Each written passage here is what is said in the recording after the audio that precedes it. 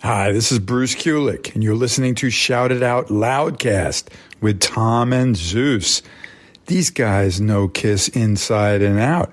They freak me out all the time. You're going to enjoy it. The episode is epic. Oh, boy.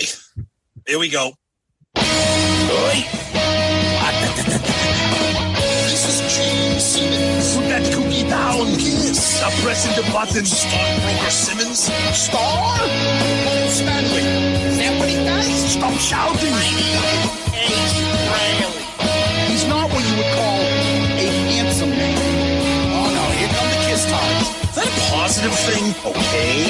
All right. I'm going to grab me an ice cold mellow yellow. Why do that to the fan? Stop it. Why? Because fuck them. That's what are you talking about? 617-525-08. You do? Hey, fucko. Do you like Kiss? Settle down. Hello. Hey, what's up there, Kiss Army? Tom and Zeus, another episode of Shout It Out Loudcast, episode 334. Most important replacement member. Before we get to that, it is my friend and co-host's birthday today. We are recording on Wednesday, June 25th. You saw all of our social media posts singing the praises of the one and only Zeus, so a podcast birthday wish for my friend. So, and what better way to do that than to break down the merits of Mark St. John? So I don't know if that shows my commitment to this podcast or like it shows a level of like loserdom, like that I'm doing this podcast on my birthday. But both. It's to both. my credit, it is hot as fuck out in this area for the past 3-4 days. Record-breaking heat, not just hot. There's nothing to do outside. There's nothing to do. And it's the middle of the work week, so I can't leave anywhere. So I'm inside with AC doing work. So I guess I'm trying to find an excuse for being a loser and fucking doing my podcast. You're not being a loser. You are 52 years old, yeah? What do you do for fun? I'm a Kiss podcaster. Kiss podcaster. Yeah, going out for a steak dinner and a glass of scotch with your buddies? No. Talking about Eric Singer for an hour. I'm ranking. I'm going a head-to-head battle between Unmasked and the Elder. Woo. Oh, whoa, what fun! All I've been doing and thinking about is fucking Ace skits lately because it's so hot, and all I'm thinking is him like, "Hey Tom, it's a fucking scorcher out here. You got anything to wash down the hot tub while I'm out here swimming in my rubber ducky swim trunks? I could really go for a fudgicle. Oops, I just made one. Oh, sorry. I meant the store-bought, not the naturally made. I think somebody dropped a Hoodsy ice cream into the hot tub. Bloop, bloop, bloop, bloop, bloop, bloop, bloop, bloop. Hey, guys, is Frehley still around? I could really go for one of those Jim Dandies. Oh, those really do a job on my tummy. The best thing for me is a screwball from the ice cream truck. I like to get that really hard gumball down the bottom. Ooh, that's delicious. I used to go out with this chick. She used to say, "Hey, Ace, what would you do for a Klondike bar?" I said, anything. Oh, jeez. I'd wash my own underwear for that. Coming up next on Uncle Ace. Ace takes a job as an ice cream man for the summer. Hey, kids, what would you like? We got hoodsies. We got snow cones. What does that fat kid want on Friday? Oh, I get my chili Fritos. What's he want? Yeah, he wants because the ice cream. I think he sells more than just ice cream because some of them What you want, fat boy? What you want, fat boy? Oh man. Anyway, Ace is in my head. I'm enjoying the summer in this heat. My kid is done from school. She has my car. I have that luxury now of, hey, I don't have to drive her places. But then again, it's like, oh, yeah, fuck it. Take the car. Now you're stuck. So we're trying to figure that part out. Other than that, Tom, life is pretty good. 52 years old. I got my friends. I got my family. I got some good people in my life.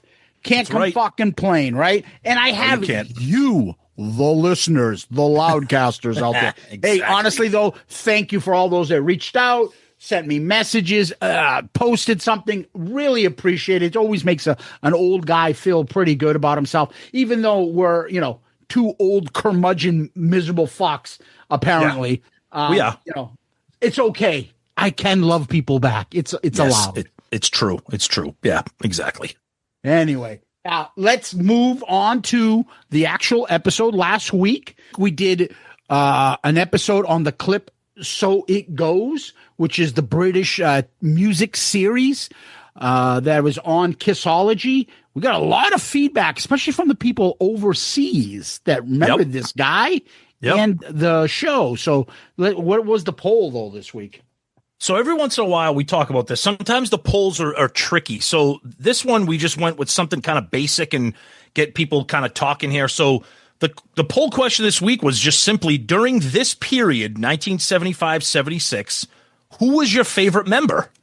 That's it. Did you just go, who is your daddy and what does he do? I knew that was coming. Yep. You said it that way.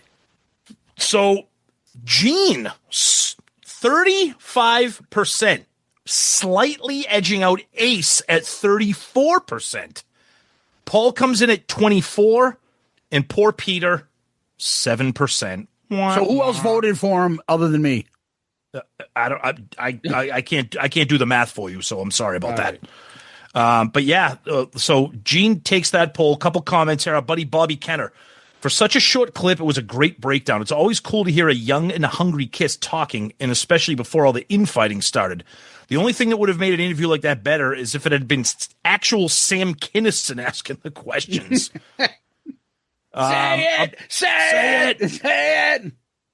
Our buddy John Restano, all members were all-stars at this time, but Peter was an absolute beast on those first few tours from 74 to 77. He was my favorite growing up. And then he shares that cool little gif of Peter, which is always awesome. Vet Halen, I'm going with Gene, but back then there was a much bigger difference to me between Gene Simmons and the Demon. The blood-spitting, fire-breathing Demon was the coolest thing ever when I was an elementary school kid. That's very true. JD says, when I discovered Kiss in 1975, Gene was a vampire bat, and that fed into my love of the old black and white horror movies. Yeah, that did for a lot of people. A couple comments on the episode. Brian Crizel, great episode, guys. Really makes you think, if that version of the band we saw in the interview stayed like that, what magic would we have gotten through the 80s to now? Oof. I don't know. We say that all the time, the what ifs. Our buddy Nige Savage, who hopefully you have listened to the brand new ARC episode of Among the Living, because he chimed in as our third man this month, which was great. He says, message for Uncle Paulie. Love your work, man. I see your fusion tech. And I raise you with, quote, 5 spicy movies. Whoa. Now that's why Nigel's in the Hall of Fame. He's digging deep into those Adam and Eve ads that we used to do way back. God, that's a throwback right there. Good stuff, Nige. And that's what we got for Twitter this week, Zeus. All right, let's go to the Book of Face. Roderick Ray says, this is what I would just keep up on Kiss.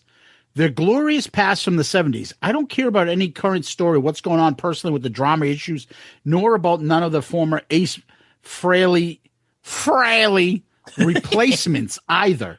Only the past of real original Kiss lineup from the first decade. You have a right to be that way. I don't care if you only like Kiss up until 79. That's your prerogative, and that's fine. We are going to go over to Loudcasters now. Joseph Damiata. This was a superb episode this week. I only own the second Kissology, so I didn't even know this existed. I love these look at the time capsule episodes. So many times all we see historically is the original members of the band tearing each other's down and spewing hatred in the media. It's a breath of fresh air to see them in their youthful exuberance before chemicals and egos took over. Exactly. For all the time that Gene brings up, they were numbing themselves and all that shit. Someone should say, yeah, then Paul and Gene's ego really took off. Like, they should throw that right back and be like, yeah, would you think you were fucking ton of fun to deal with after we got some success? We got into drugs and alcohol like a lot of people do. What did you do? You got into fucking rock star head. Well, the two problems, they're not witty enough to have those kinds of comebacks. And even if they did, people would just kind of shoo them away. But you're right. I would love to see Ace and Peter kind of defend themselves and be like, oh, sorry, I was drinking a little bit while you were fucking making Runaway with Tom Selleck. Oh, sorry. Yeah, you took off and were like trying to bang the next big movie star between Cher and Diana Ross, and we were still doing, and we were into music and drugs and alcohol.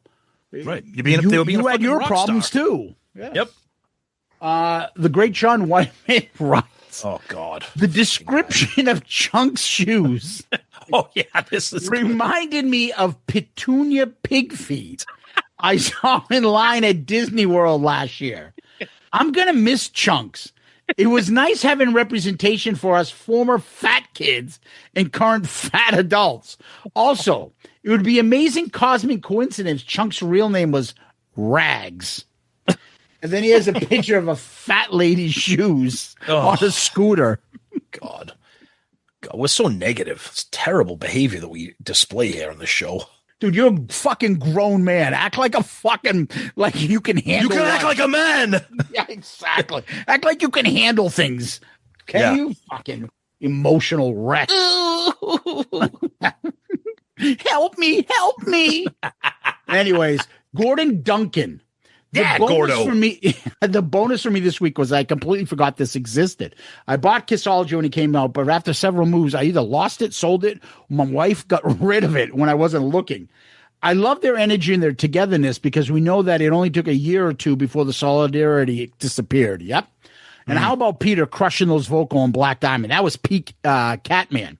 Oh, so good. Thanks for bringing this clip back to my attention, boys, and I'll always keep up the good work. On a side note, I listened to one of the other KISS podcasts that makes claims, some entertainment value.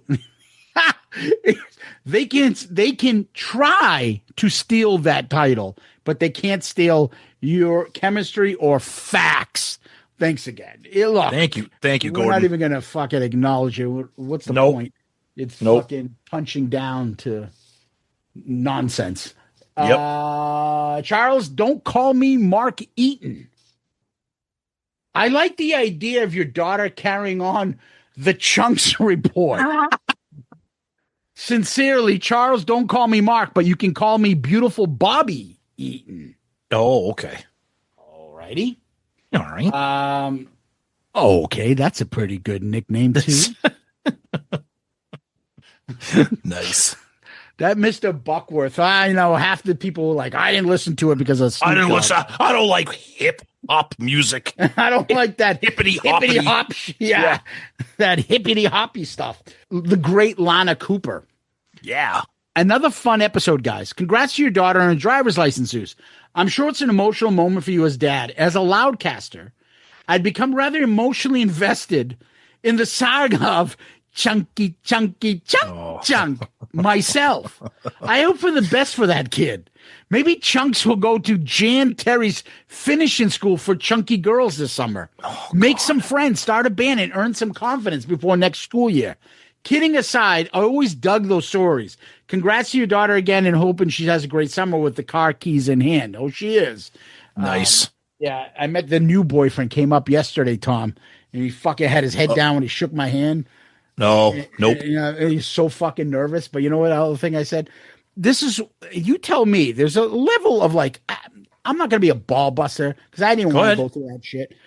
So him and another friend, they want my daughter and her friend to come meet them. They come by and pick them up, bring them to Natick, which is not too far from me, 15, 20 minutes. And then like made the girl bring her cousin to pick them up and drive them home. I'm like, the only thing I said to him when he came to my house, I said, you pick my kid up, you bring my fucking kid home. I never want to hear about that shit again. He's like, oh, I'm sorry. Yeah. I'm sorry. She tried to cover for him. It's like, well, her parents didn't want him driving late. Then you shouldn't have gone there. Meanwhile, the last night he drops her off at 11:30 after the movies. There you go. You know what I mean? It's like, dude, Yep. we weren't born 50 years old. We were kids too. We had tried to have fun, but I just find it funny being on the other end of trying to manipulate the parent, like I have conversations like that. I mean, my son's 20, but he's had girlfriends. He's got a steady girlfriend right now. We deal with that shit all the time.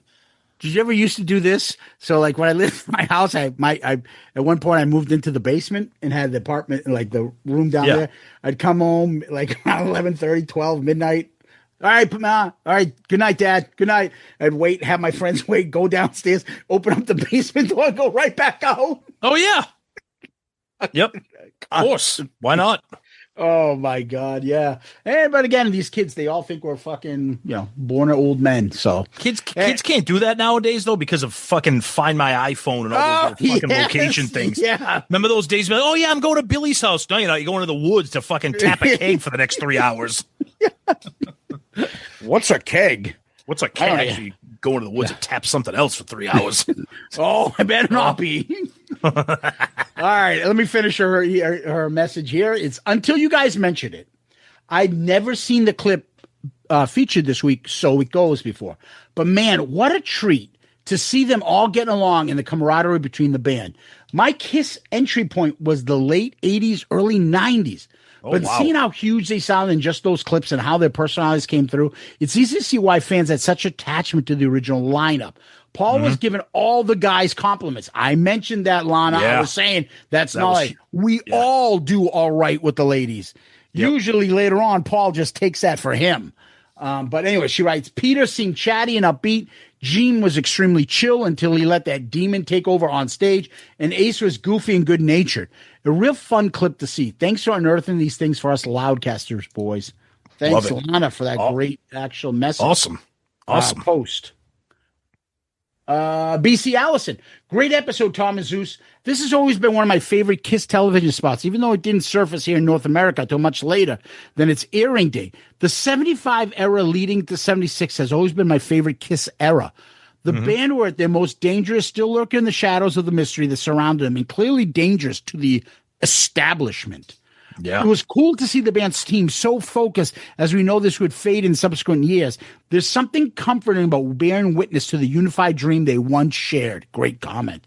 Great dialogue as always. I have a cool segment on VHS from 1990 when Paul was at Much Music in Toronto on the eve of KISS's infamous show with Whitesnake at the CNE. Paul is interviewed along with Dana and Mark from Slaughter. Maybe you'd like to add this to your list of TV appearances review. Might be, maybe, BC. Send it over. I'll take a look at it. Yep. Cool. All right. Let's go to our favorite, YouTube. Joseph Kiss Sr., thanks for sharing the So It Goes piece. A much more innocent time for the boys before the tapings, before the trappings of fame took hold. Yes. Sinus 23. Short but good episode. Some genuine teamwork in the KISS camp at a time when world domination was gathering pace. Reporter was also very unique and so typical British with his remarks. As for your daughter getting her license, that's great. Love the Uncle Ace driving school skits. They never get old. Okay. That's awesome. All right. Up here at the traffic jam, you want to go around the rotary and bang a Yui. I used to date a chick named Yui. My friends used to say, hey, go bang a Yui. That's how I got the nickname Ace. Because I was a ladies' man, because I'm a handsome guy. Oh, God almighty. Pretty Boy Floyd DMS writes, I love this era of KISS.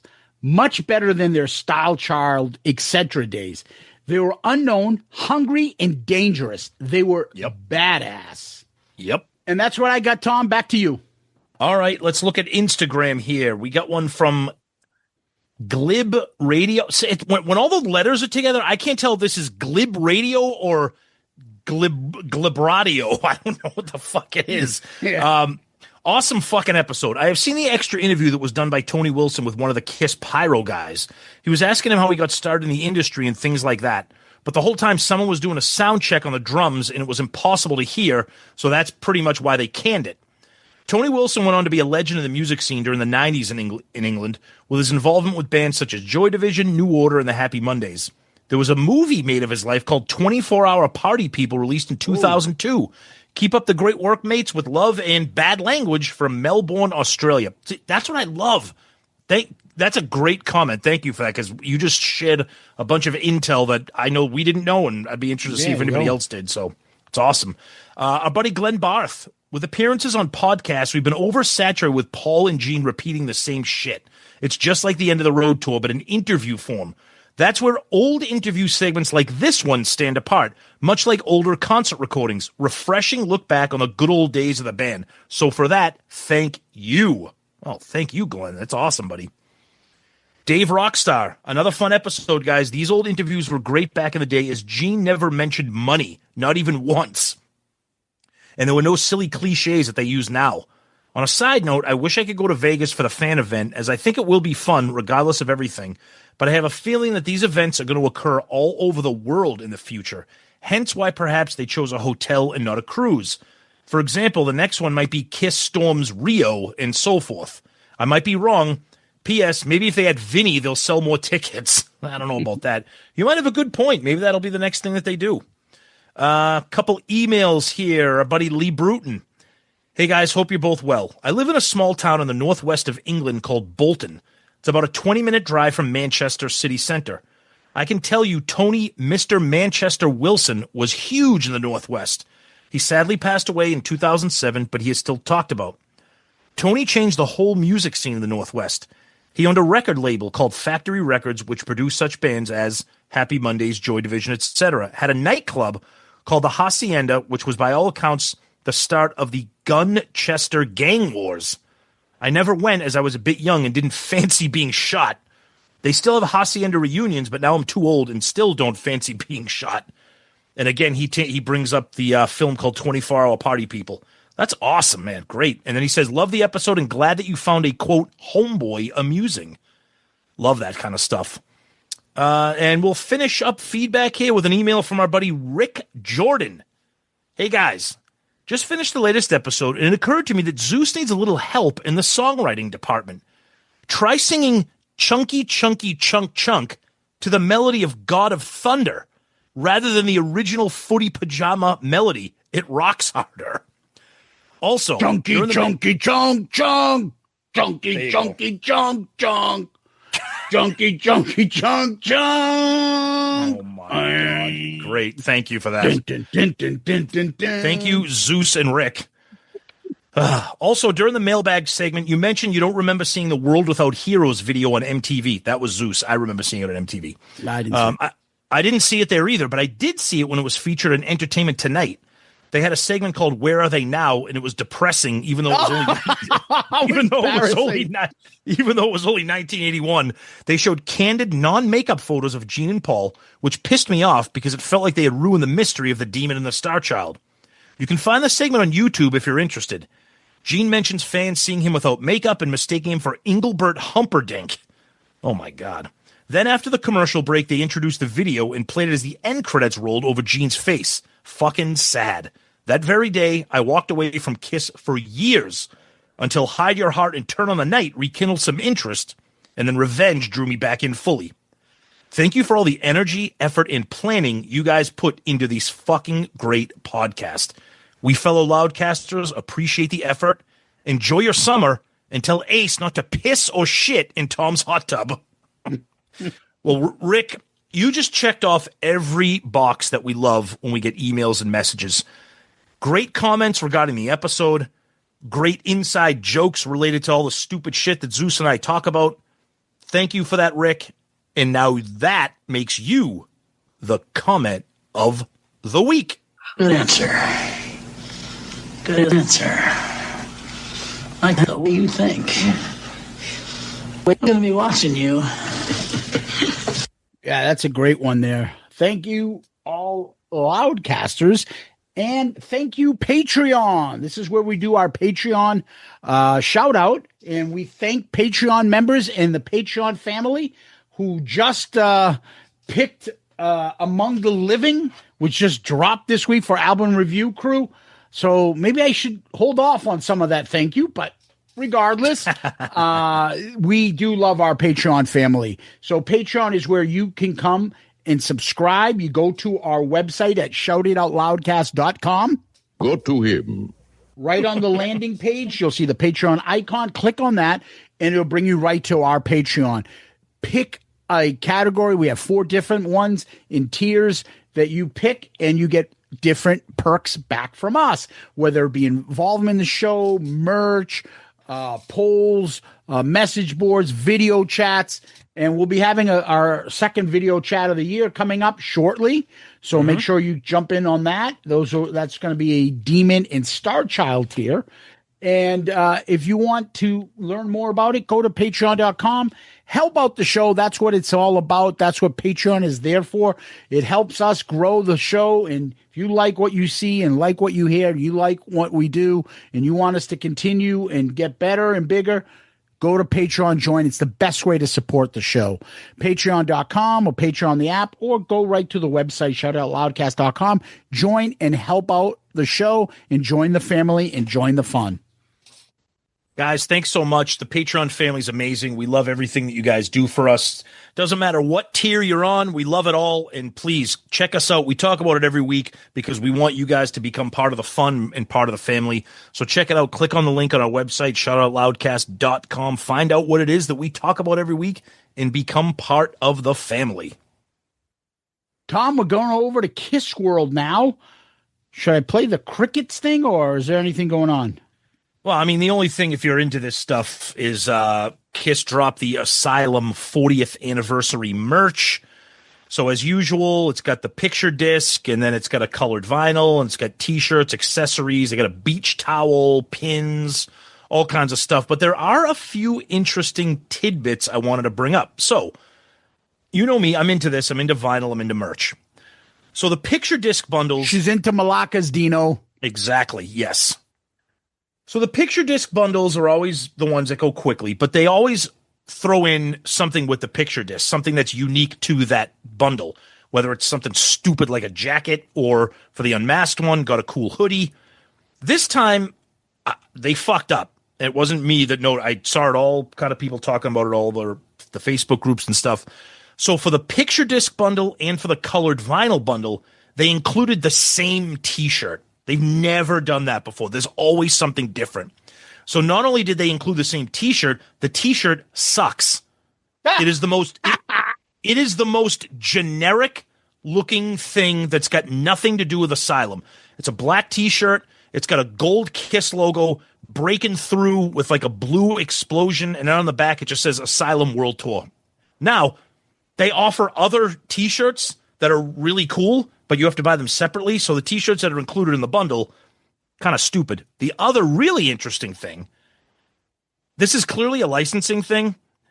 So rather than having a T-shirt with Paul, Gene, Eric, and Bruce, they have one T-shirt with Paul and Gene and one T-shirt with Bruce and Eric. I don't get it. It's obviously a marketing licensing thing, but it's stupid. It's kind of bizarre that they addressed the Bruce and Eric thing by putting them on their own shirt, which to me is just silly. I don't get it. They overcompensated for the last time. Exactly. Yep. Rather than just pull it all down, they're like, oh, here's Bruce and Eric. I'm like, what? It's like, I'm going to buy a Metallica shirt with like Robert and Kirk on it or what? Like, you know what I mean? It's very, very stupid. But, you know, similar merch. And, of course, the picture disc is sold out. And you got all the eBay hackers selling it online, that kind of shit. But other than that, the only other thing that might be of interest to us, Zeus. Okay. And I think I think this time we might need to take the plunge. So we've been to Tupelo Music Hall a bunch of times. We saw the Winery Dogs. We were there not long ago to see Graham Bonnet and his band. Ace is coming back in September. Oh. We might need to go. We might need to go see, not to see Ace, but to see our buddies who are in his band. And then, of course, have some fun and get a good episode out of a show review. Hey, guys, how are you? Hey, Tom, I wasn't real happy about those hot dogs you left out for me. That wasn't me. That was Scout's meth. It's kind of crunchy. I'll see you guys after the show. Big hot tub party with some chicks I met in the parking lot. Yeah. Well, yeah. Bloop, bloop, bloop, bloop, bloop, bloop. But yeah, other than that, another quiet week. Not much going on. Nothing. Again, no news with Vegas. So we'll see. Yeah. Other than that, it's all the same. So let's get to our featured topic. But before we do that, Stop. Don't talk anymore. I'm hearing shit in the background. What is that? what is that, Tom? I don't know. I don't know. Oh, no. All right. So we came up with this idea when we were doing the Vinnie Vincent episode. We had a conversation a little bit about Vinnie being a replacement member and his importance in the band. Yep. So let's be blunt. There's 10 members of KISS. 4 were the original. We're talking about the 6 replacement members. Yep. And each of them contributed something unique to the band. Some more than others. Some are more favorites.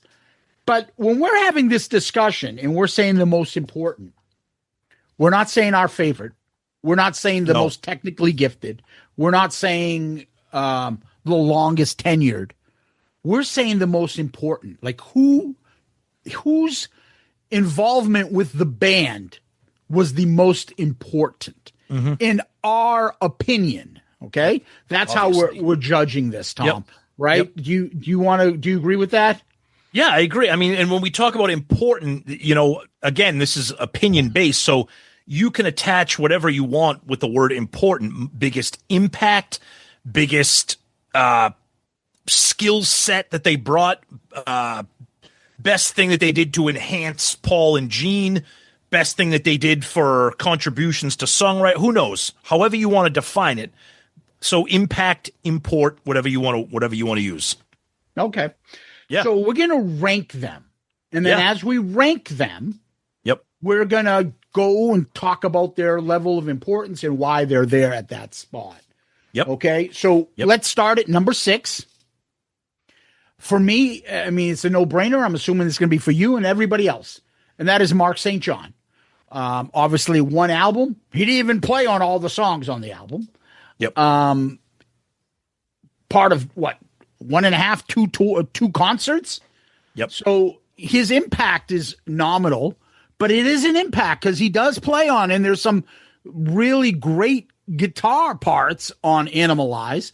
I think it's the easiest decision to make on this list is Mark St. John. Of course, because everybody else had like extreme longevity in the band. I mean, some 25 years, some, 5, 10 plus, whatever. Mark, he's a victim of circumstance, so he's by default going to be here. He didn't really contribute. I mean, like you said, he didn't even really do like a complete tour. That's not his fault. It's just he didn't do like more than 2 dates. That's what I mean. So it's just the cards he was dealt. So yeah, he's definitely last. Yeah. So now it starts getting interesting. Yes. Because I honestly believe the next 5 could be switched around. You could make an argument for all of them. I agree. Right? Because you could go by a bunch of different factors. Yep. So, number 5, I'm going to go Eric Singer. Ditto.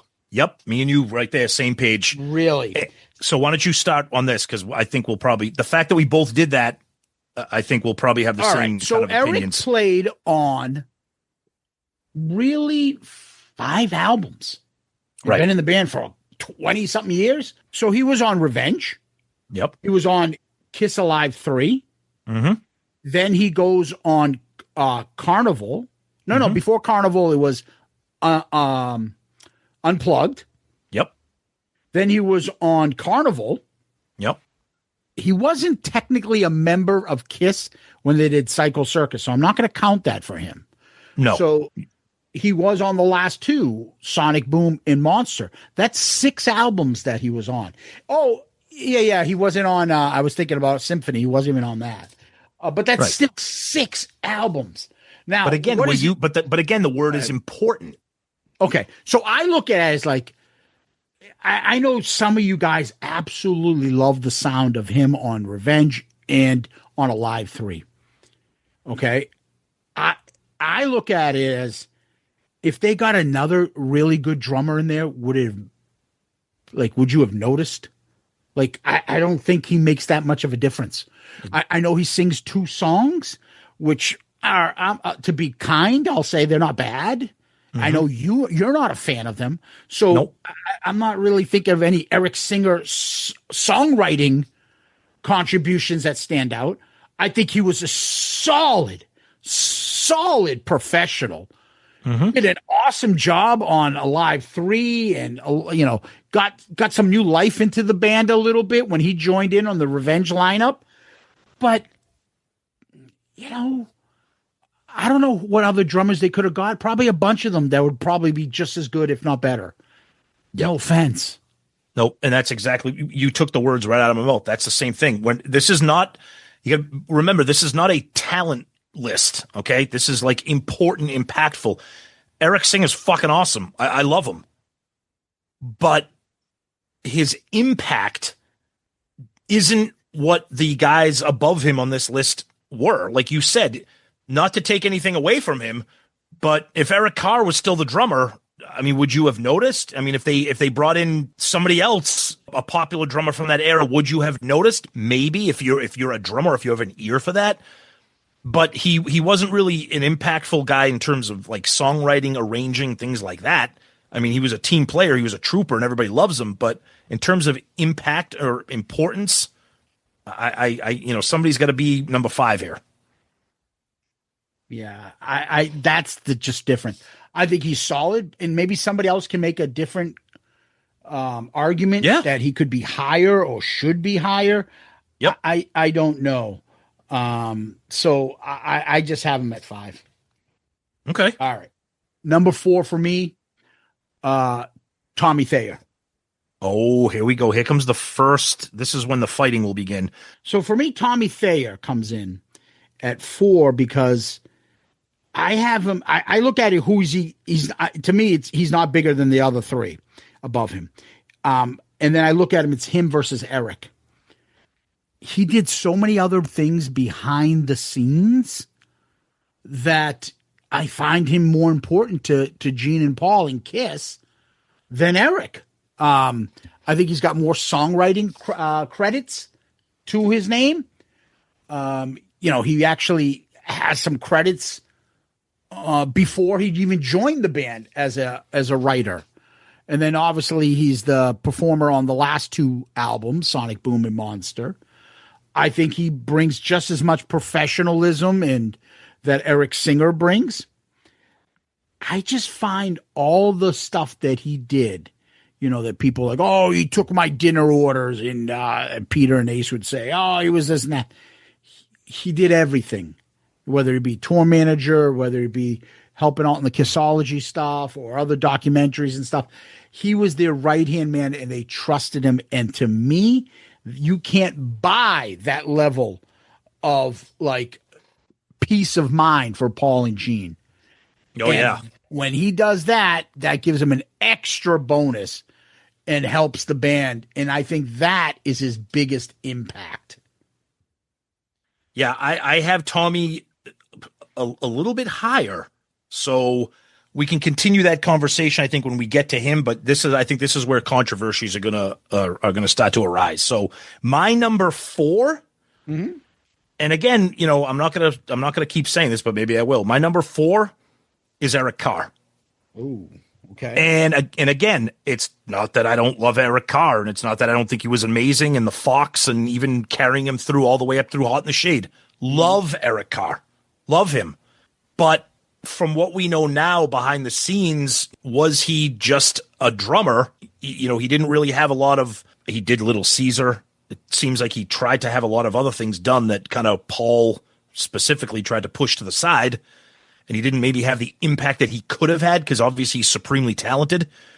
And again, this is not a knock on him because I love him, but I'm talking impact. And I just don't know if Eric Carr, other than the music, and I know that sounds kind of silly to say other than the music, but I'm also incorporating everything that these guys did off the stage, behind the scenes, in the studio, in preparation for albums, et cetera, et cetera. And I just don't think Eric had that the way the guys that are higher on my list did. Okay. So Eric is number 3 for me, so I can go Okay. to that. Okay. He's higher than Tommy because he was part of writing a lot of songs. Okay. His impact on Creatures of the Night is a bigger impact than Tommy and Eric have put to an album combined. So never mind that, but he's got some writing credits. His drumming style brought some power back to Kiss. He was the real heavy metal drummer that Good the point. band never had. The only one, really. Yep. He was a fan favorite. And, other than him getting sick, he was consistent and he was part of the band's identity for,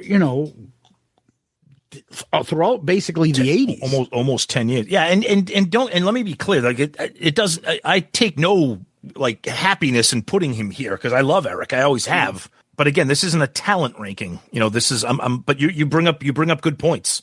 You do. And I'm sure that people are probably going to be like not happy with me. But again, we got 3 other guys that we're going to talk about. Yeah. So I just find that Eric at number 3, and you can make an argument that he's number 1. Right. Yeah. But I feel like that's his spot. Maybe he could have done more, but he also, you got to realize, and I hate to do this, but he also had some tension with Paul. And I mentioned how that much too. longer would that have gone? And by the Exactly. time you get into really hot in the shade, really, and they're doing things like adding drum machines to certain stuff and Awful. barely let him do 1 song in the band, 2 if you want to count Beth. Yep. I think he could have had a bigger impact, but he also was about as good as you were going to get to replace Peter at the time. Probably better. Like you said, he took him to the next level. He gave him an edge. He joins the band. He doesn't push back. He's a good soldier. He puts on the Fox makeup. He buys in. Just problem is the band wasn't big then. It was on a downward trajectory. So, but he did everything they asked of him. And, he brought that legendary sound to Creatures of the Night. And that to me is huge, important. He wrote a few songs and I think number 3 is right where I would put him. Okay. So my number 3, so we can continue the conversation with Tommy because I have Tommy at number 3. So the reason I have him at 3 is kind of like the stuff that you brought up, but I'm going to kind of highlight it a little bit more that Tommy's impact, especially during the reunion and trying to get Ace back on track, the behind the scenes things, the production value that he had. I know people like you brought it up when you were talking about Tommy, he's the water boy, he's the coat holder, dude, this guy had an incredible amount of importance to the band before he became the spaceman, for better or for worse. And I look at what he did to get Ace back in shape, to train him, quote unquote, on getting those chords, those licks, those solos.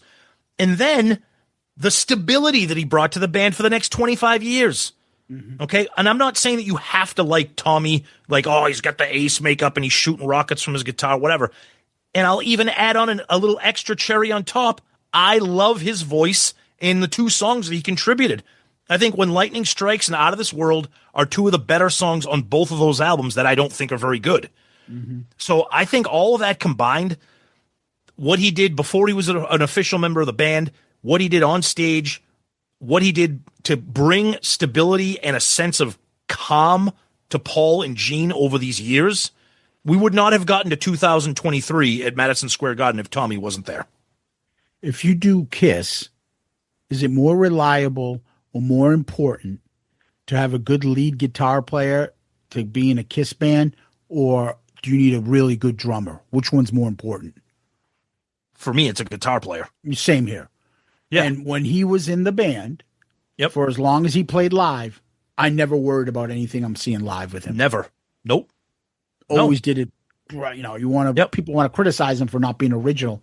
At that point, they weren't looking for originality. They were looking to be as close to the sound and look of the original band. And dude, he hit it out of the park. So and he just gets those extra kudos for me for what he did in preparation for that reunion tour and onward.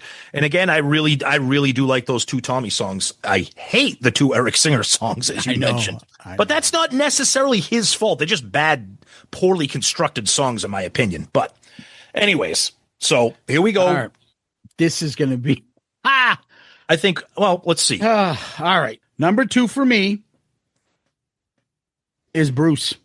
Okay, so this is perfect because now we can have a nice long conversation because we have the same 2s and we have the same 1s. Really? Yes, we do. Really? I didn't expect that. All right. So it's not the nice guy award here. We're not going by who's the best guy, who's the most likable and this and that, because Bruce would win this by a mile. Okay? So that's not it. Bruce brought longevity. He brought creative sound. He was the quintessential Kiss guitarist in the 80s. He's continued the Kiss tradition and holding that era out there and keeping it alive. We can talk about a lot of his solos. He's a great guy, and he wrote some of this songs, and he worked well with both Eric and the Paul and Gene contingents of Kiss. So to me, he is number 2. I wanted so badly to put him at number 1. I did because we love Bruce. And like you said, it's not the nice guy award. It's an impact. But let's be serious. To me, I don't know if you feel this way. To me, there's a very razor thin difference between our 1s and our 2s. I mean, what Bruce did coming in after Mark St. John went down and becoming one of the, in my opinion, again, one of the most underrated guitarists of the entire era. For some reason, no one ever, unless you're like a real, like, ultimate classic rock, blabbermouth kind of nerd Kiss guy, like what, nobody talks about Bruce Kulick when you talk about 80s guitarists. They just don't do it, and I don't know why. Maybe it's because he gets overshadowed by the Kiss image and the Kiss logo and Paul and Gene. But everything he did, those albums are good, but I think he makes some of the songs on those albums great. And then you add and then again, I'll give him the cherry on top prize. The guy is a fucking incredible human being. And I just think he has always been a good soldier. And I applaud him for speaking his mind after Madison Square Garden. We had him on the show. But I feel bad that things went down the way they did, but it doesn't take away anything that he did from his contributions on Animalize all the way up into Carnival of Souls and beyond. I just think the guy is incredible. And all the stuff that he did past that, you start looking at what he did with like Gene Simmons and like his Vault and just crazy shit. And then he had a solo career, stuff he did with Union. And I know we're not grading on that stuff right now, but I'm just kind of talking out loud because I love Bruce that much. But yeah, Bruce at number 2. So I think he's part of 7 albums. So you got Asylum, Crazy Nights, Hot in the Shade, Revenge, Alive 3. Then you have Unplugged. Technically, he helped out on some other shit down the line too, not credited as a member. But those are impactful parts, and he wasn't just along for the ride. No, he had some big contributions to those albums. Yep. The reason why he's not number 1 is simply because when I look at the albums he's impacted, and his impact is strong. The impact he did on those albums are not as strong as number 1s. No. And the albums aren't as good as number 1s. No. So God love Bruce, but number 1 is Vinnie Vincent. Yeah. But again, we said it when we talked about Bruce. This isn't the nice guy award. This isn't who would you want to sit down and have a cup of coffee with. This is the impact and the importance to the band. And to me, if you don't have Vinny at number 1, it's because you're using the bias that you don't like him. Like our buddy Hall of Famer Jeff Trott, fuck Vinnie Vincent. Okay, I get it. but you can't take away what he did. You just can't. Or you put more value in longevity and consistency over, Which is fair. That's fair too. And greatness. The way I look at it, Vinny's impact on Creatures of the Night, Lick It Up, and then even Revenge as a songwriter, those three albums, they're top of the food chain albums. And because of his impact, made them top of the food chain albums. Those are three of the best and heaviest Kiss records that they have made. Now, I'm not a super fan of the entirety of Creatures of the Night, okay? But Lick It Up and Revenge, those are two of the greatest albums in the entire catalog. I'm not going to say it's all because of Vinnie Vincent, but let's be serious. It's pretty much because of Vinnie Vincent, especially Lick It Up. The impact that he had and the change, the heaviness, the songwriting, those have the best songs, in my opinion. Songs. Yep. He didn't come on and was like, "Oh, I'm a new member of Kiss." He wrote like fucking 8 of the 10 songs on Lick It Up. Yep. Okay. And they're not, Lick It Up, I have is ranked number 2 for me. Dude, Creatures of the Night is now considered legendary. And his impact on that, the guitar solos, the songs he wrote, huge impact. He wrote, in my opinion, the greatest Gene song that Gene ever did in Unholy. It's the greatest Gene song. It's the greatest Demon song. And I think it's one of the greatest songs that Kiss ever did in their entire catalog. He did that. And then you look at what he did on Lick It Up, and then you look at what he did on Creature. I mean, his body of work. Now, again, I know people are going to look and be like, is Vinny's songwriting contributions bigger than what Bruce did with the guitar? Because we know that Vinny is kind of a pain in the ass with the guitar, and he didn't last long on the band because of that. So it's like, okay, what? That's why I can see people having Vinny lower and having Bruce higher, because Bruce's longevity was there for 10 years or more than that. His contributions on stage and on record might be more impactful or more important to some people than what Vinny did. But I don't know. It depends on how you weigh that argument, right? Absolutely. And that's just the thing. You have just the songs. It's not a coincidence. Unholy, Heart of Chrome, and I Just Wanna are the songs that he contributed. 3 of the best songs of the whole album. Yeah, I lean towards those songs. There's a reason for that. Yep. His impact, whether it's songwriting or guitar, it's just the title track, Lick It Up. Oh, That alone, I find him to be more important because he had a bigger impact on bigger albums and bigger songs that stick out. Okay. I love Bruce, but although No might be a good deep cut, most people aren't putting it in the top 50 Kiss songs of all time. No. And we love Bruce's guitar on the entire Crazy Nights out. When we did the review for that, we said the 2 greatest parts of Crazy Nights was the Gene songs and Bruce's guitar. Yeah. Vinny had nothing to do with that album. So, it depends on where you stand. And we love Bruce. Vinny, I don't know if we love Vinny, but we love what he did with Kiss in 4 Kiss. That's just it. We love his impact. Exactly. Although it was short, like a supernova, it just unfortunately didn't last.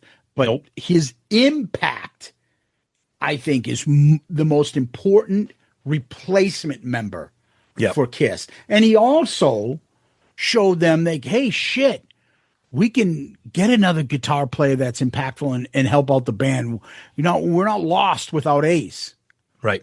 Right. Yeah. And if he continued to be who he was but behaved himself, shit, people could be talking about, Vinnie Vincent, the guitar god with Kiss in the 80s. If he did 3-4 more albums with them, right? He would be a fucking legend going neck to neck against Ace as far as that's concerned. And then he could always put that makeup back on if it lasted longer and stuff. Who knows?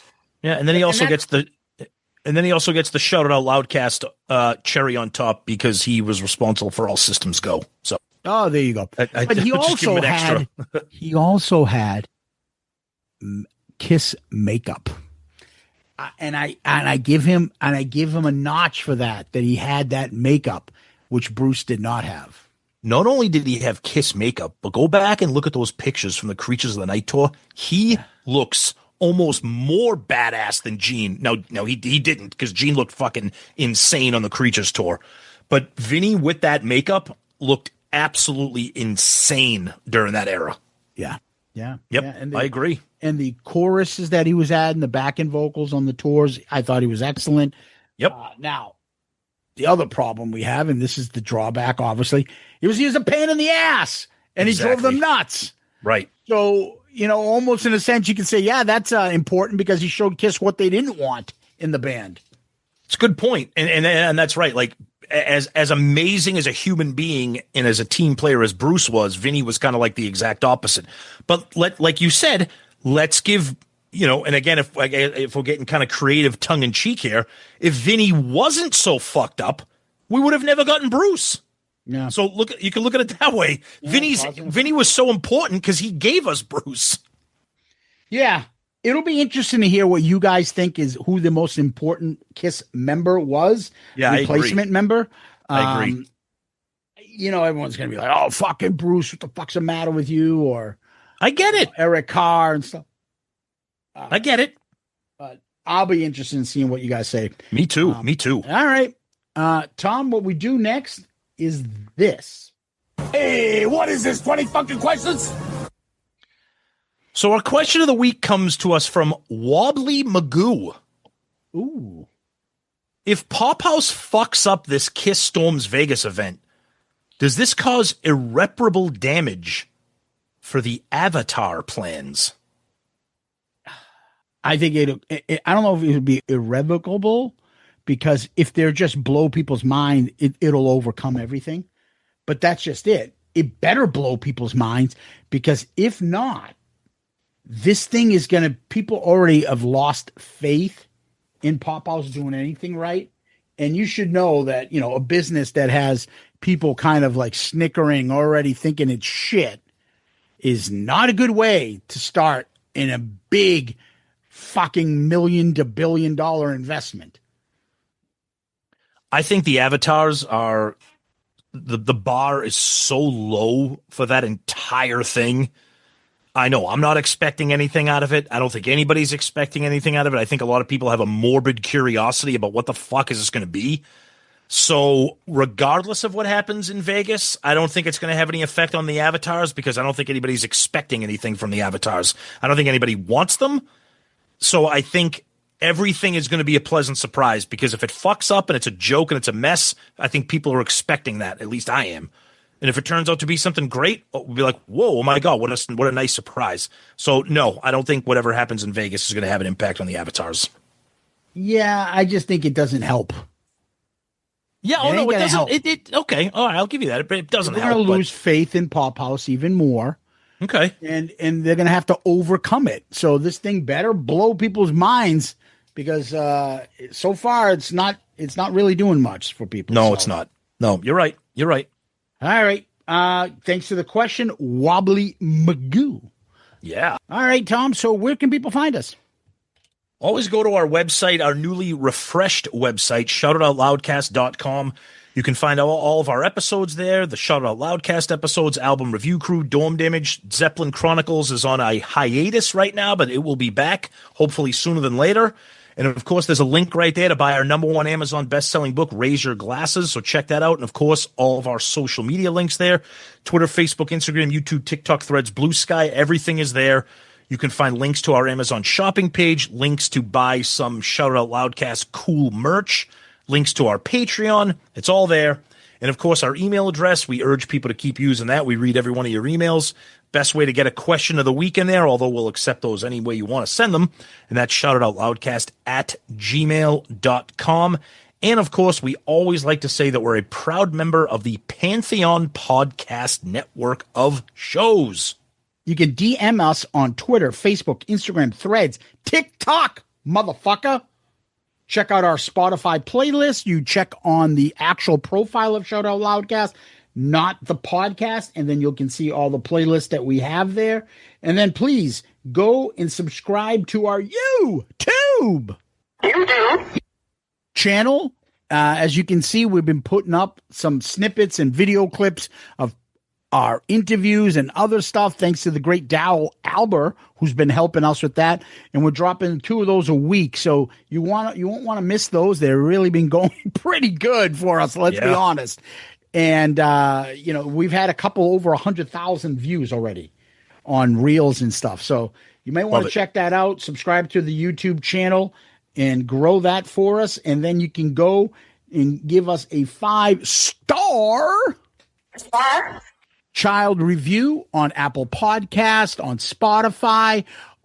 We can also go on to Amazon and give a 5-star review for Raise Your Glasses, the book. That helps a lot. It moves it up when you do that.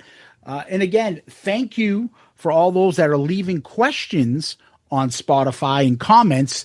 That's been showing up now. That's a new way of tracking stuff. So we appreciate that.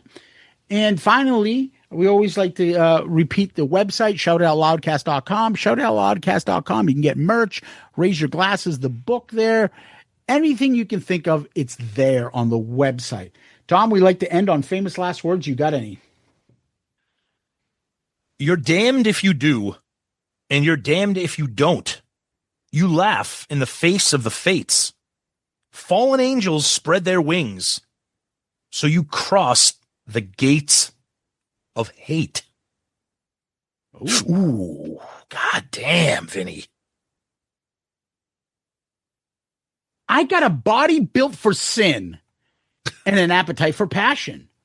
Yeah, I can see the road to ruin, and I'm looking for some action. I got my finger on the trigger and a match to the fuse. I'll make someone an offer that's too big to refuse. Okay, make some big decisions. Yeah, maybe he's got to pull the pin of his love grenade. Oh, thank you, Vinnie Vincent. Tom, Loudcasters, Kiss Army, thank you. Guys, you're the best. Thank you so much. Can't wait to hear what you guys think of our rankings and what yours are. And once again, my friend, happy birthday to the man himself, the great Zeus.